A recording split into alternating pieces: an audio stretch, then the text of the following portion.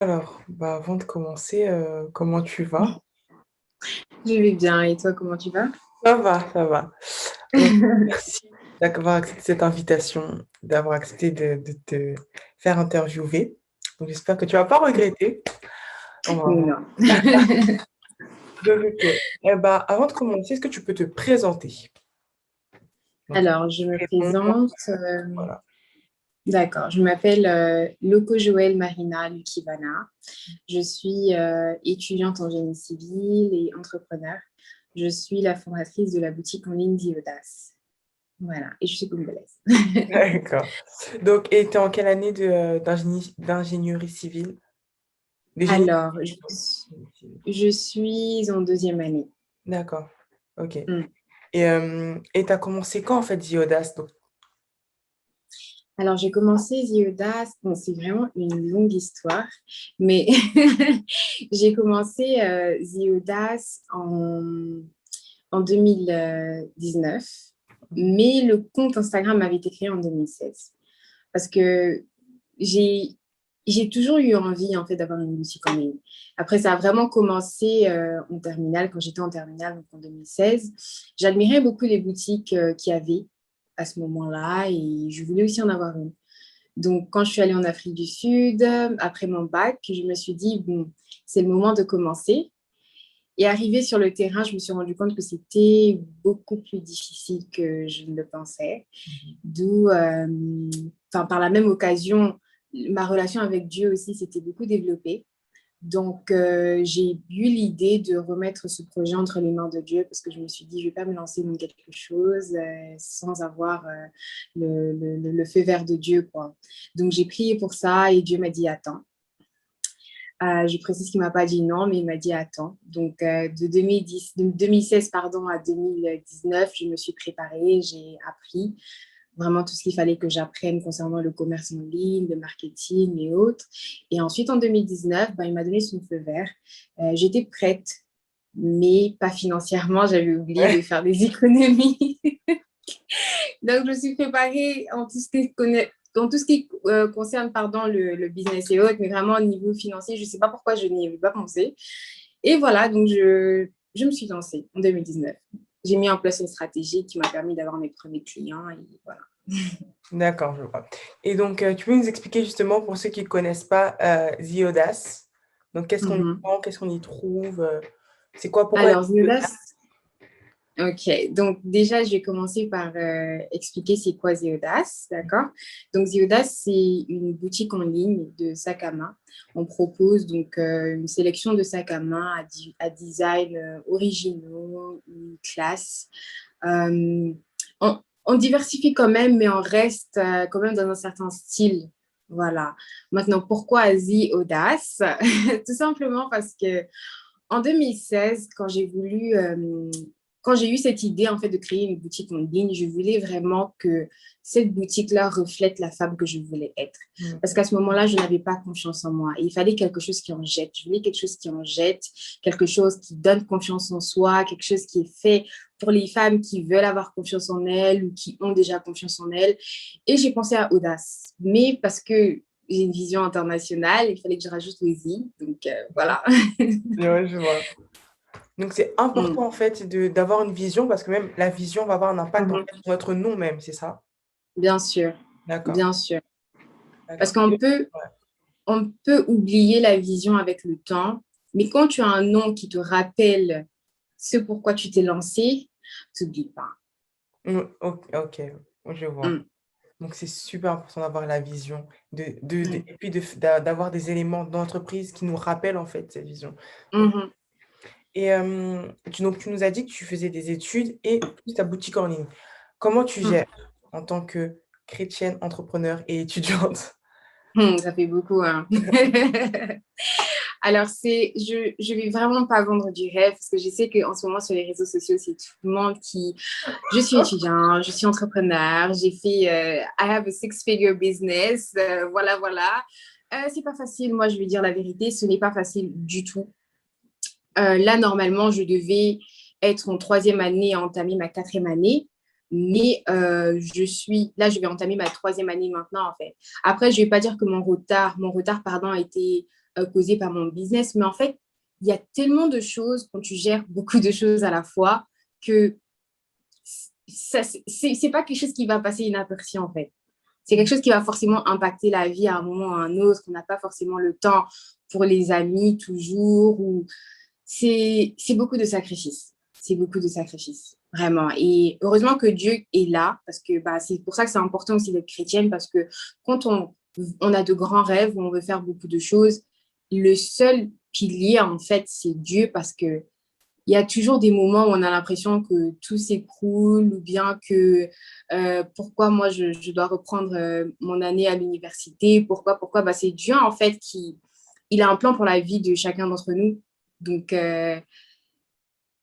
c'est pas facile à gérer, mais c'est pas impossible, mais il faut s'accrocher à Dieu. C'est le seul moyen en fait de vraiment garder son calme.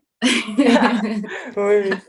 C'est super important que tu le dises parce que comme tu dis sur les réseaux Mm, sociaux, notamment Instagram, on voit beaucoup d'entrepreneurs déjà en globalité, mais en plus d'étudiants entrepreneurs et mm, tout ça, avec mhm. les belles photos, ça nous donne envie et tout ça, sans pour Bien autant sûr. nous Mhm, montrer forcément l'envers du décor en fait. mm, Ouais, et c'est super mhm. important de préciser ça que bah, être entrepreneur, c'est pas forcément la personne qui est sur son bureau avec une vue magnifique de son bureau et tout ça, Ah non. des sacrifices. Ouais. D'abord, quand on est entrepreneur, quand on commence, on n'a pas de bureau, hein. Important de préciser. Ouais, ouais, je vois. Mm, Et donc, tu nous as parlé des IODES et tout ça. Et pourquoi génie mm. civil? Genre, parce qu'on peut se demander des fois, c'est quoi le rapport entre les deux? Vraiment, c'est une question difficile à répondre parce que moi-même, je ne sais pas. Enfin, je ne sais pas comment expliquer ça. J'ai toujours été quelqu'un qui aime les maths. Je suis une grande... J'ai pas envie de dire accro, mais j'aime les maths depuis le collège. Et je voulais pas faire quelque chose qui m'éloignait des maths, en fait. Moi, je voulais faire quelque chose qui était toujours relié aux maths, aux mathématiques, aux sciences physiques et autres. Et j'hésitais entre l'architecture et le génie civil. Mhm. Et après avoir fait un stage d'orientation à Brazzaville, dans un cabinet d'architectes, je me suis rendu compte que je suis intéressée par l'architecture, oui, mais il manquait ce truc que le génie civil a en fait. D'accord. C'est la science, le fait que tout soit calculé, que c'est pas aussi artistique parce que je suis aussi une artiste, j'aime le dessin, j'aime la décoration d'intérieur, j'aime enfin tout ce qui est créatif et autres, Mhm. mais moi j'ai besoin de maths. Je peux pas être juste un artiste Créatif. tout le temps, non, non, non, j'avais vraiment besoin de ça, like, Ouais, non, ouais. je vois, oui, je vois. Donc, en fait, c'est les maths qui t'ont. Et qu'est-ce que tu vois en Ah fait? oui. Qu'est-ce que tu vois en génie? En fait, plutôt, comment tes études t'aident Mm. dans ton entreprise? Parce que des fois, il y a des liens en fait. Est-ce que tu Mhm, apprends des choses mhm, en fait mhm. en génie civil que tu arrives à calquer sur, sur ton entreprise et vice-versa? Oui, bien sûr, il y a toujours des choses qu'on arrive à... Déjà, le premier truc, c'est le travail en équipe.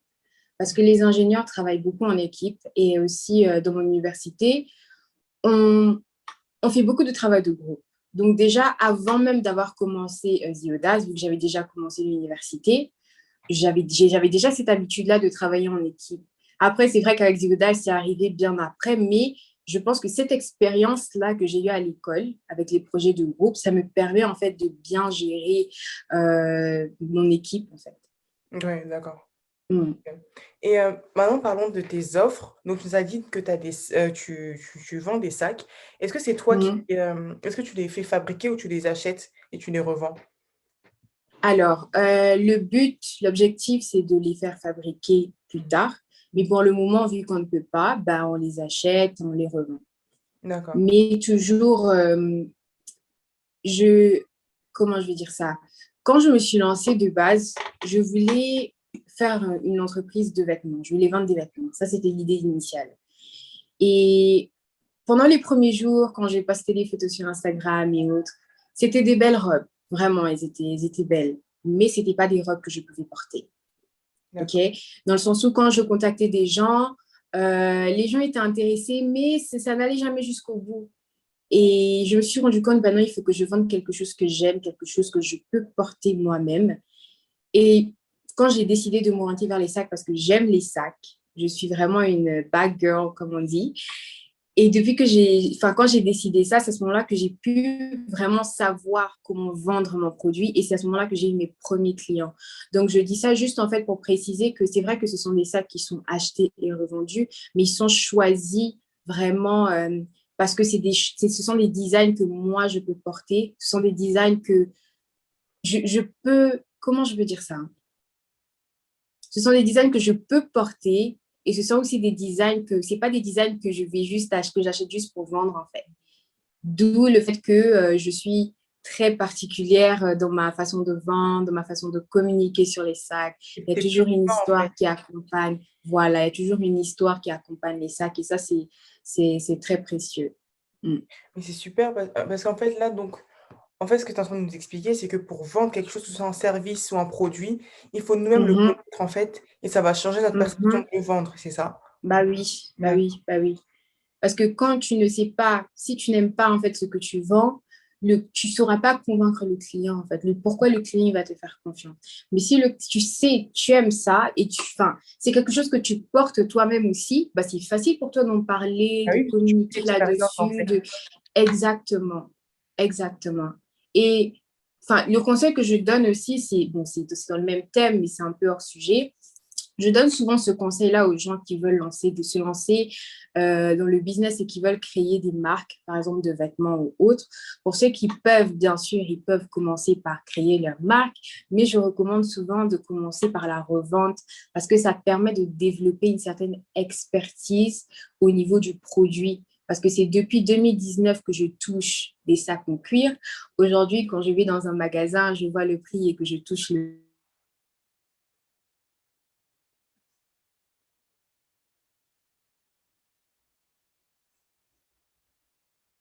des questions sur Ok, non, ça va. Pardon, j'ai pas entendu. J'allais dire, quand on va parler du, de l'entrepreneuriat au Congo, je vais mentionner ça, hein, des D'accord. problèmes d'Internet, là, parce Ok, que... super important. C'est super important. Justement, on va bientôt arriver, justement. On va bientôt arriver. Donc, tu nous parlais Mm. du cuir. Donc, en fait, quand maintenant Mhm. que tu as l'expertise, en fait, quand tu arrives Mhm. dans une boutique, tu reconnais le cuir, c'est ça? Et Je tu reconnais le cuir. Mhm. d'accord. Et j'ai vu que tu avais aussi The Audace Service. J'ai vu sur Oui. Instagram. Mm. Euh, Mm. comment ça t'est arrivé cette idée-là? Alors, je me suis quand même fait remarquer au niveau de ma création de contenu et j'ai eu pas mal de demandes à partir de The Audace, juste d'entreprises qui voulaient que je crée du contenu pour eux et autres. Et je me suis dit, bah écoute, pourquoi pas? Tu as saisi Pourquoi pas? l'opportunité. Pourquoi pas? Comment? Tu as saisi en fait une opportunité, tout simplement. Voilà, c'est une opportunité qui s'est présentée, je l'ai saisie. Après, en me lançant, j'avais pas vraiment le temps parce que, je l'ai fait en décembre, j'avais le temps à ce moment-là, mais ensuite j'ai repris mes cours donc début mars et après j'avais plus le temps du tout. Du coup, c'est maintenant que je reprends vu que je suis en D'accord. vacances. Ok. Mm. C'est intéressant ce que tu dis parce que une entreprise ou un projet peut en lancer un autre en fait au fur et à Mm. mesure. C'est ça. Ouais. Mhm. D'accord. C'est ça. Alors, tu nous as dit que tu étais congolaise. Mais la Mhm. question que je me pose, c'est pourquoi t'es-tu lancée au Congo? Même malgré le fait que tu sois congolaise. La plupart des gens se le disent, moi j'aime beaucoup mon pays, mais Je dans les te comprends. classements ou quand tu parles avec les gens, ils vont pas forcément te donner premièrement, va investir au Congo. Même si tu es congolais, Mm, mm, mm. pourquoi tu as voulu lancer au Congo? Et plus précisément, Alors, voilà, tout simplement, déjà Brazzaville parce que je viens de Brazzaville, mais aussi surtout parce que je, j'ai quand même pas mal bougé ces 5 dernières années. Je pense que ça fait 5 ans, hein, depuis 2016. Depuis ces 5 dernières années. Et le seul endroit auquel je vais me retrouver chaque année, c'est le Congo. Donc, pour moi, c'était obvious que je me lance au Congo. Vraiment. Mm. ouais.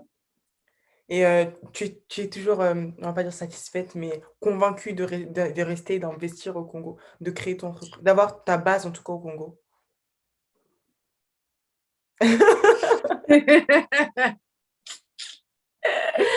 Le Congo, c'est notre pays, mais c'est compliqué, quoi. Justement, Est-ce justement. est-ce que je suis satisfaite? Je vais dire, bien sûr que je ne regrette pas ce choix-là. Voilà, je ne regrette pas cette décision, tout simplement parce que, comme je l'ai dit, chaque année, de base, je suis à Brazzaville. Et à Brazzaville, j'ai pas mal de gens, c'est mon pays, c'est le marché que je connais le mieux d'abord. Donc, voilà, je ne regrette pas cette décision, mais je ne compte pas juste me focaliser sur le Congo parce que, effectivement, je pense qu'on n'est pas encore à un niveau, et surtout dans mon domaine, si on veut avoir une carrière internationale, où on peut mettre tous ses œufs dans ce panier-là, en fait, au Congo. Mhm. Il est mieux de diversifier. Pour le moment, c'est un peu compliqué. Mm. Oui, je vois.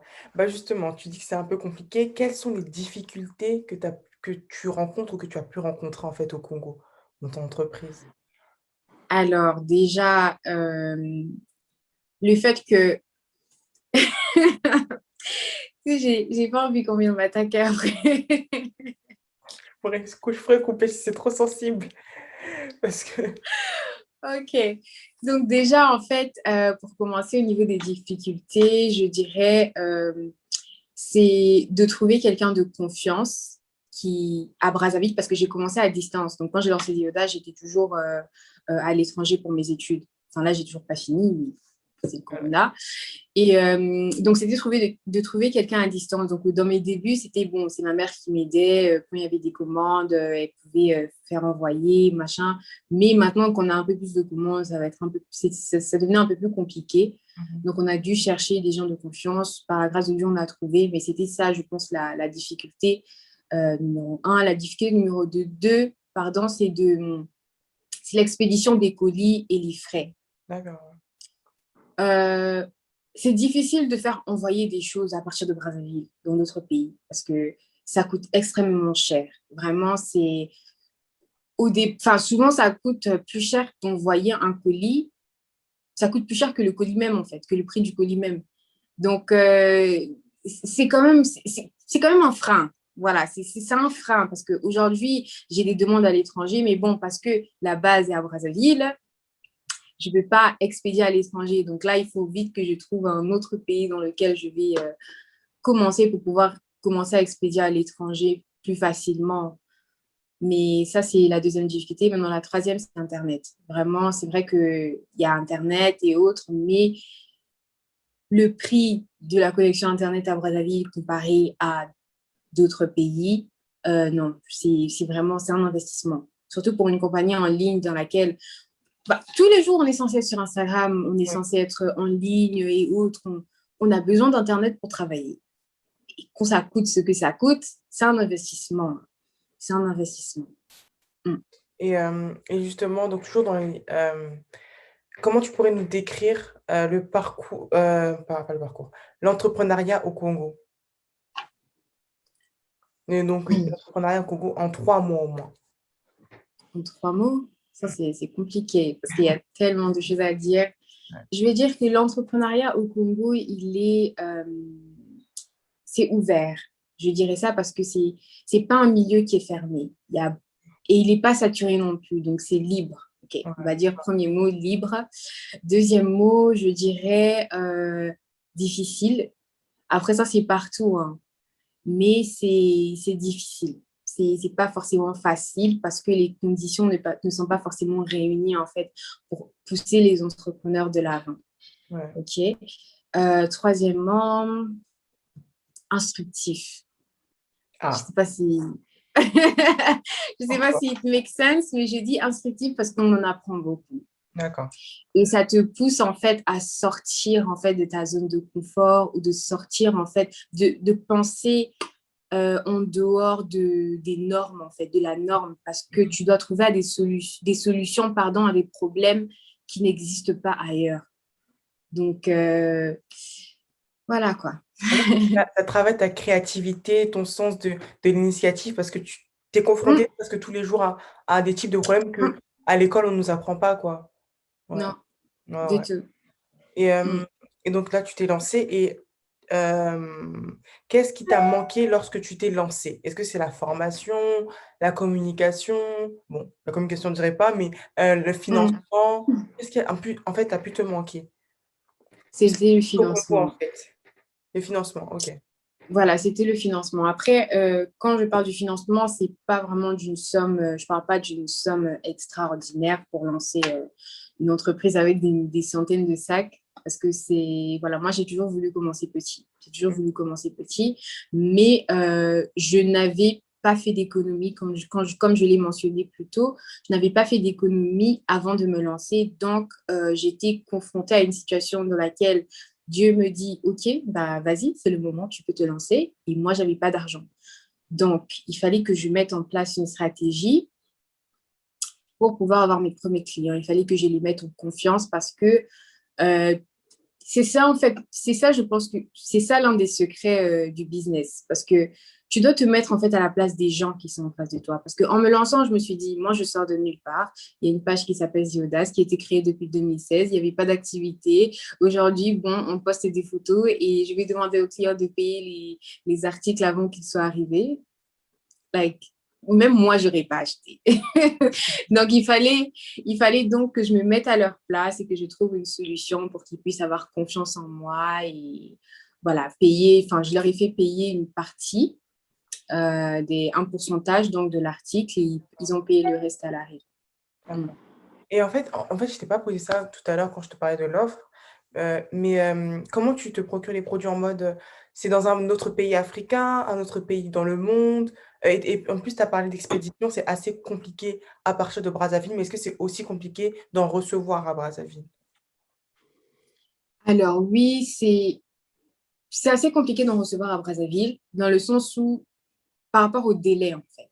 D'accord, ok. À partir du moment où tu as des contacts et que tu sais, enfin, et que ils ont pris déjà les affaires, les sacs, bah ça va arriver bien sûr, mais on ne sait jamais quand. Là, par exemple, je suis en attente de la deuxième collection, enfin pardon, je dis la deuxième collection, de la prochaine collection depuis, je ne sais pas, ça fait combien de temps, ça fait un bon moment déjà que j'attends cette collection, mais elle est toujours pas là parce qu'il y a eu un problème au niveau d'Addis Abeba et autres. Donc, il y a pas de timing. Et ça, c'est stressant aussi parce que quand tu es out of stock, tu n'as plus de sacs, bah, dès que les sacs arrivent, toi, tu dois être prête en fait. Quel que soit, même si on m'appelle maintenant pour me dire que les sacs sont arrivés, moi, je dois être prête à faire les photoshoots de la collection, tout, tout, tout, tout, tout, pour ensuite tout poster sur Internet parce que je ne peux pas perdre plus de temps. Donc, Oui. c'est un peu ça le stress. Actuellement, on est en train de se préparer, enfin, on est presque prêt, mais on ne sait pas quand est-ce que ça va arriver. Donc, c'est ça vraiment l'inconvénient. Ouais, je vois, Ouais. je vois. Et donc, selon toi, là, c'est vraiment ton avis par rapport à ton expérience, ce que tu as pu observer dans ton quotidien, quelle est la place de l'entrepreneur dans la société congolaise? Mm. J'espère que personne ne va être vexé par ce que je vais dire, mais je pense sincèrement que l'entrepreneur, c'est celui qui est en train de changer le Congo. C'est vraiment celui qui est en train de changer le Congo d'une façon ou d'une autre. Pourquoi? Parce que c'est grâce aux entrepreneurs qu'on découvre, qu'on voit le Congo différemment. Non, mais c'est tellement vrai, je suis d'accord avec toi. Qu'on voit le Congo différemment de la façon dont on a l'habitude de le voir, en fait. Par exemple, avec Kiki Lawanda, par exemple, Ouais. on ne, on ne savait pas qu'il y avait des endroits comme ça au Congo, en fait. On ne savait pas qu'on pouvait aller dans de tels endroits. Avec Glacis, par exemple, on ne savait pas qu'on pouvait faire des glaces au malongo, au tuiteke. On découvre de nouvelles saveurs. Avec plein d'autres entreprises, en fait. Mhm. Les femmes congolaises aujourd'hui peuvent faire du shopping en ligne. Avant, c'était galère. Avant, c'était galère. Il fallait voyager ou envoyer de l'argent aux gens qui étaient à l'étranger pour qu'ils envoient les vêtements par quelqu'un qui va venir. Aujourd'hui, les femmes ont accès à tout ça. Donc, ce sont les entrepreneurs qui sont en train de faire ça. Donc, vraiment, je pense nous sommes en train de jouer un grand rôle. Je dis, Ouais. mais je fais partie des entrepreneurs. Non, mais Nous sommes en train de jouer un grand rôle ouais. dans la Et, société. et en fait, quand je me baladais donc sur Paris en bus, les abribus, Mm, en fait, ils ont une pub de Crédit Agricole, si je ne me trompe pas, qui dit mm, «Vous êtes les moteurs de l'économie». J'ai dit ça, et en fait, et Hmm, des entrepreneurs, en fait, pour aider les entrepreneurs. Et il me dit, mhm. en fait, c'est ça, vous êtes le Bah, c'est moteur de vrai. l'économie. Mhm, Et c'est super mhm. important justement, là, c'est la prochaine question, c'est super important de les valoriser. Est-ce que toi, tu penses que, on valorise assez, en fait, qu'ils sont assez soutenus, et valorisés dans notre pays, les entrepreneurs? Est-ce- Alors, je vais dire que c'est différent. Au Congo, c'est différent des autres pays. Voilà, c'est différent. Mais je pense aussi que à partir du moment où on est entrepreneur, en fait, notre entreprise, c'est notre bébé. OK? OK. Notre entreprise, c'est notre bébé et c'est nous qui en prenons soin, en fait. Maintenant, si les autres veulent nous encourager par rapport à cela, c'est très bien. Mais nous, c'est d'avoir notre bébé le focus. Donc, le fait que les autres ils viennent nous soutenir ou pas, normalement, dans l'entrepreneuriat, ton bébé, c'est d'avoir ton focus, en fait. Parce que si tu te focalises trop sur le fait que ah, les autres me soutiennent, est-ce qu'ils ne me soutiennent pas? Dans les autres pays, on fait ça, ici, on ne fait pas ça. Tu vas négliger ton entreprise, en fait. Mais concentre-toi sur ton entreprise, concentre-toi sur ton... Parce que c'est ça le plus important. Mmh. Mm. Mais Ça, c'est vraiment ce que je pense. c'est vraiment intéressant ce que tu as dit sur, arrêter de se comparer aux autres pays, comme, les pays de la ou en France ou en Europe ou même dans des pays africains où il y a des aides pour les entrepreneurs et tout ça, et nous, on se dit: «Nous, on n'a pas d'aide, donc on va pas réussir». En fait, toi, tu es de ceux, en fait, si tu me dis si je me Mm. trompe, qui, tu agis. Si l'État t'aide, tant mieux, s'il ne t'aide pas, bah, tant mieux aussi, en fait, tu C'est avances. simple. OK. C'est aussi simple que ça. Parce Mmh. que moi, je ne crois pas au fait que tu vas te lancer dans quelque chose et bon, tu vas chercher à dépendre de quelqu'un d'autre. Non, c'est ton enfant d'abord, c'est ton idée d'abord. Oui, ouais, je C'est vois. ton idée d'abord. Parce que il faut comprendre aussi, je ne prends pas la défense de l'État ou de quoi que ce soit. Non, c'est juste que l'entrepreneur, quand il commence, pour que les gens le soutiennent financièrement, par exemple, il faut qu'ils aient confiance en lui. D'accord? Mais Mmh. quand on vient de se lancer, on a juste une idée. Bah, moi, déjà, personnellement, tu vas juste me donner une idée. Je ne sais pas si tu es capable de keep up avec ce que tu dis que tu vas faire. Moi, je ne vais pas te donner de l'argent forcément parce que je ne sais pas si je vais avoir un retour.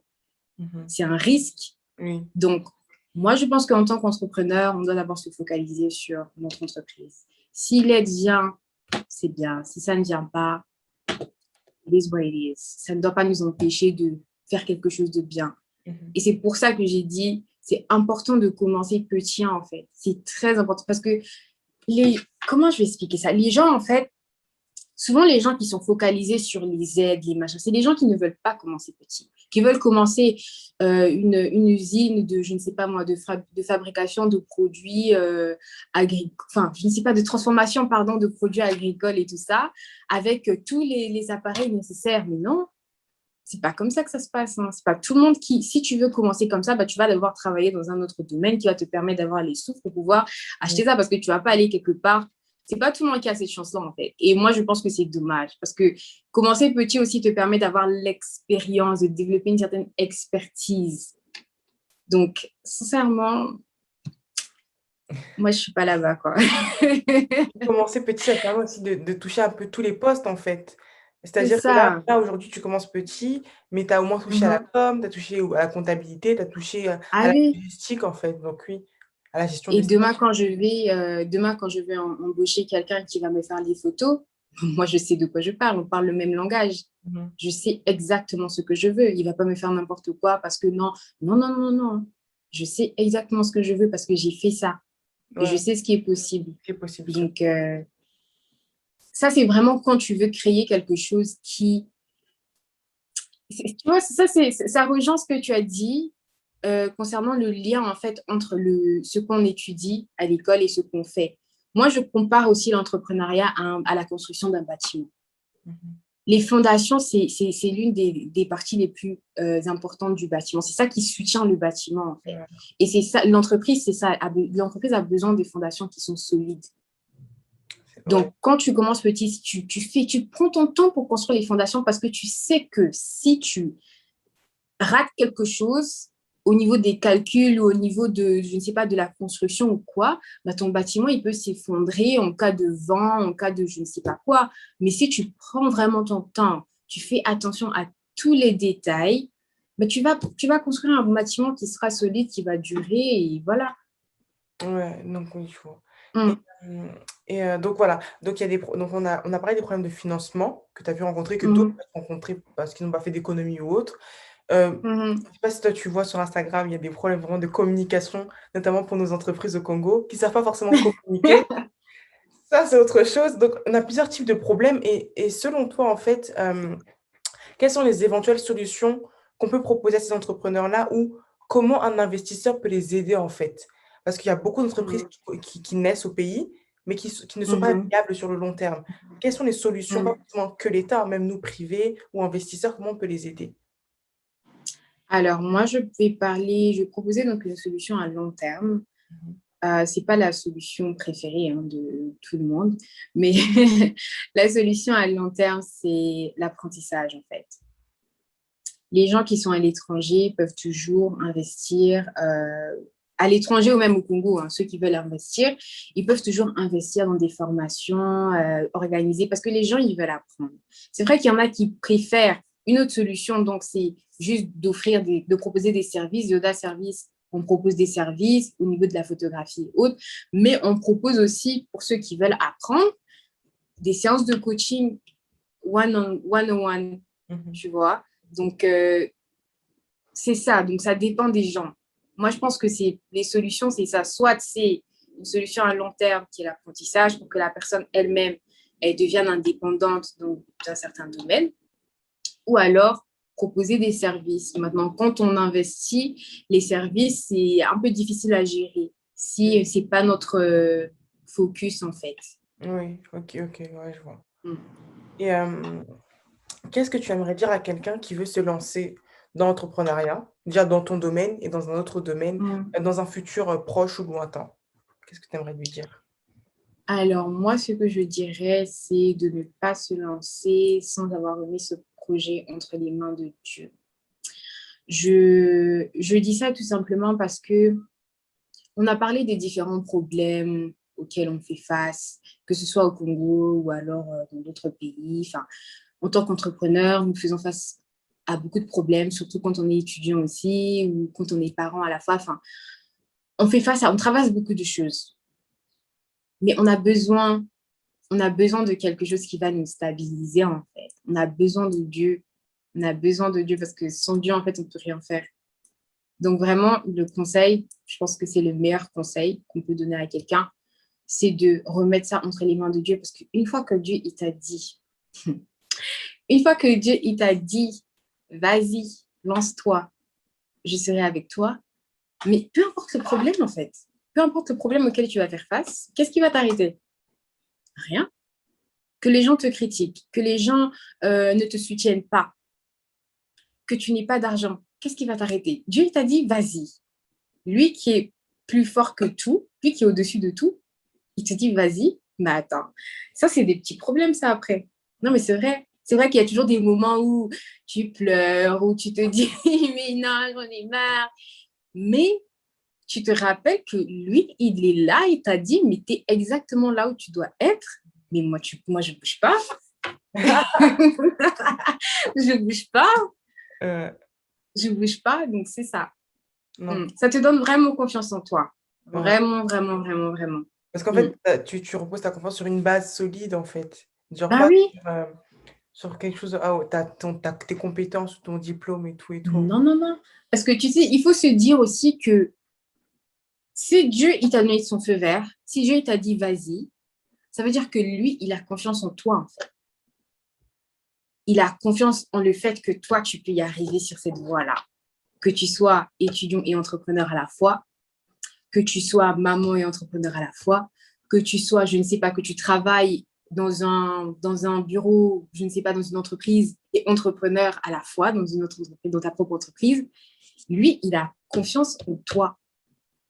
Donc, si lui, qui est au-dessus de tout, il a confiance en toi, pourquoi tu vas douter? Très bon Hum, conseil. Très, très bon conseil. Et Pour continuer dans notre suite sur le Congo, comment tu Mm. décrirais ton marché sur le Congo? C'est vrai que tu nous as dit que, le commerce en ligne, c'est pas quelque chose qui est forcément développé, mais, tu as de la demande quand même et comment tu pourrais la Mm. décrire, en fait, tout simplement? Et les offres, peut-être tu as des concurrents, comment tu décrirais tout ça?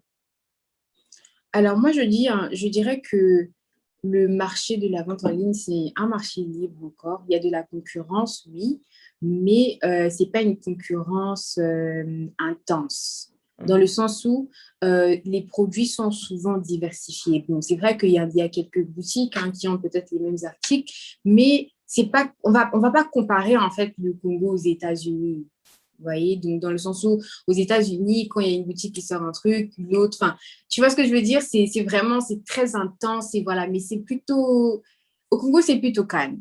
C'est plutôt calme et c'est un marché en fait qui est encore très ouvert, selon moi. C'est facile en fait de rencontrer beaucoup de gens, c'est facile d'organiser des événements ensemble, de collaborer, c'est quand même facile de le faire avec ceux qui le veulent, bien sûr. Parce on est encore petit, on est encore petit, on est encore petit. Et Mmh. le pays n'est pas grand non plus. Donc en fait, c'est mais est-ce que tu penses que ou tu ne penses pas que, le fait qu'on soit petit, qu'on soit petit, on va dire géographiquement et même en taille d'habitants, ça fait défaut? Dans le sens où, on va se dire: «Mais on est que 5 millions et puis dans ces 5 millions c'est pas tout le monde qui va acheter mes produits». À Brazzaville, dans les grandes villes, on est 1 000 000 2 000 000 à Brazza, environ 1 million à Pointe-Noire. Tu te dis pas qu'il y a pas assez de demandes? Non, pas du tout. Pas du tout. Au contraire, moi, je pense qu'il y a beaucoup, il y a beaucoup de demandes, D'accord. mais qu'il faut aller chercher dans les bons endroits, en fait. Il faut aller chercher dans les bons endroits. Je dis ça pourquoi? Parce que on est 5 millions d'habitants, mais qui a 5 millions de followers congolais? Ah ouais. Tu vois. Dans le sens où, moi, nous, par exemple, on a 3000 followers sur Instagram, mais ça n'a rien à voir comparé au nombre de personnes qui utilisent les réseaux sociaux aujourd'hui. Il y a encore beaucoup de gens qui ne nous suivent pas. Donc, sincèrement, moi, je pense que Tu as encore de la ça marge, va, hein. ouais. Oui, il y a de la marge. Après, sur le long terme, je dis pas qu'il faut se focaliser sur le Congo parce que il y a d'autres pays aussi. Enfin, pour ceux qui visent l'international, il y a d'autres pays aussi. Mais moi, je pense qu'il ne faut pas négliger le Congo du tout, hein.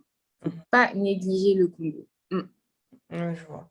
Et si tu avais un autre pays où, tu aimerais établir ta base ou comme une s oui, ta base ou une sorte de filiale, ce serait le en Afrique par d'abord et dans le monde, ce serait lequel? En Afrique, ce serait le Kenya parce que Ah, mon associé est kenyan. d'accord, OK. Donc, on veut d'abord, ce serait bien d'abord, pardon, qu'on se lance dans nos pays Mmh. comme ça, parce qu'on a un pied là-bas, quel que soit où on se trouve dans le monde, on a toujours un pied dans ces pays-là.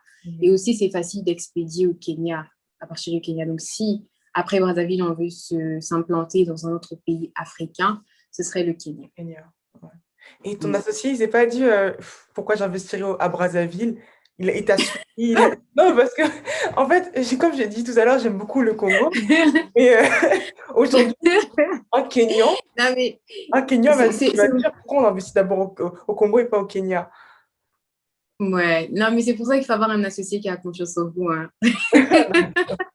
Après, moi, je l'ai embarqué dedans, hein. La voiture était déjà en marche et je l'ai Ouais. embarqué dedans parce que c'est ça aussi, quand tu es étudiant, tu n'as pas le temps de tout faire.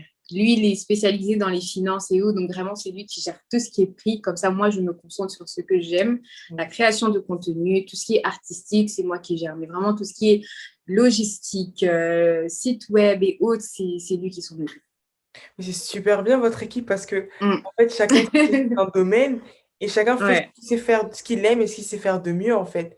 Donc tu Mhm. conseillerais est-ce Mhm. que voilà, c'est une question parce que, hem, je sais pas si tu as remarqué, mais dans le en Afrique francophone et notamment au Congo, on n'aime pas trop parler de nos entreprises, de nos projets parce qu'on a peur qu'on nous vole nos idées et donc Mm. on va avoir tendance à commencer seul. Est-ce que toi, tu conseillerais de commencer seul ou de commencer avec un Mm. associé, un cofondateur et tout ça? Alors, c'est vrai que c'est difficile, en fait, au départ, de gérer une entreprise quand on a commencé à deux ou à trois ou à quatre, parce que même, je ne sais plus si c'était Facebook je ne me souviens plus trop, mais il y a pas mal d'entreprises qui ont commencé en groupe, ok, qui ont été créées par des groupes, par un groupe de personnes, mais au final, il n'y a qu'une personne qui a tenu le coup, ou autre, parce qu'au bout d'un moment, bon, on a une vision, mais après, les idées changent. Sincèrement, je ne sais pas quel conseil je peux donner là-dessus, mais que vous vous lancez à deux, à trois ou seul, Mhm. il faut avoir une idée claire en fait de la vision. Il faut bien communiquer dès le départ de la vision. Il faut toujours communiquer même après si l'un des membres du groupe, par exemple, change d'avis sur la vision, quelque chose, c'est toujours vraiment communiquer en fait. Le travail en équipe, c'est toujours ça parce qu'on a tendance quand on se lance, si par exemple, parce que souvent l'idée vient d'une personne. Souvent, l'idée vient d'une personne, de créer l'entreprise. Après, elle embarque d'autres personnes. Oui. Mais à partir du moment où tu as embarqué d'autres personnes, même si c'est toi qui as eu l'idée, tu n'es plus le seul en fait. Donc, il faut toujours communiquer. Mais souvent, les gens qui ont eu l'idée initiale, c'est des gens qui se disent que bon, c'était mon idée, voilà, c'est bon, ça s'arrête là, quel que soit, même si je change d'avis sur certaines choses, les autres vont continuer à me suivre. Non, non, non, il faut communiquer. Mhm. Il faut communiquer. La communication. Donc, ouais. D'accord. Bah, top. Mm. Et bah, on arrive bientôt vers la fin. Est-ce que tu aurais un dernier mot, oh là là, dernier mot pour ceux qui nous suivent, ceux qui regardent cette vidéo, tout simplement? Alors, un dernier mot. Je pense que j'ai déjà donné le meilleur Oui, conseil, hein. t'as déjà, t'as déjà donné. Non, mais un dernier mot, c'est n'attendez pas trop.